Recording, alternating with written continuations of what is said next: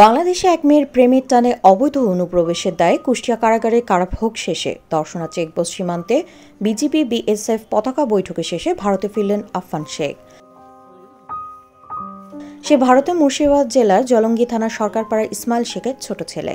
বৃহস্পতিবার দুপুর 12:30টার দিকে চুয়াডাঙ্গার দর্শনা আন্তর্জাতিক জয়নগর সীমান্তে 76 নং মেইন পিলারের কাছে চেকপোস্ট দিয়ে তাকে ভারতে ফেরত পাঠানো হয়েছে।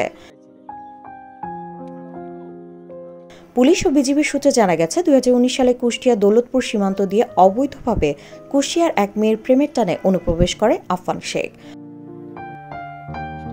বাংলাদেশে অবৈধভাবে অনুপ্রবেশের দায়ে বর্ডার গার্ড বিজিবি সদস্যরা তাকে আটক করে।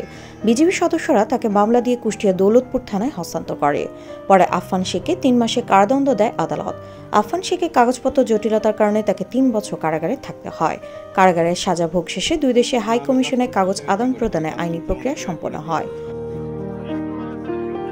25 মে বৃহস্পতিবার দুপুরে দর্শনা সীমান্ত দিয়ে নিজ দেশে বিএসএফ এর কাছে হস্তান্তর করে বিজিবি। 3 বছর পর বাবাকে দেখতে পেয়ে আবেগে আপ্লুত হয়ে কান্নায় ভেঙে পড়েন আফফান শেখ।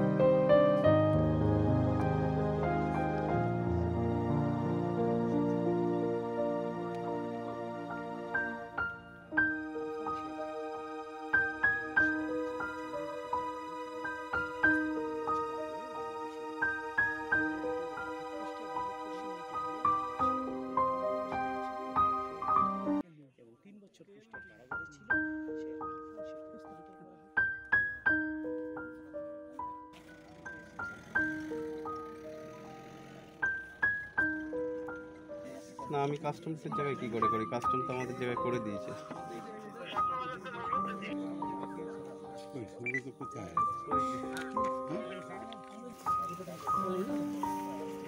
কলম কি হবে ভাই?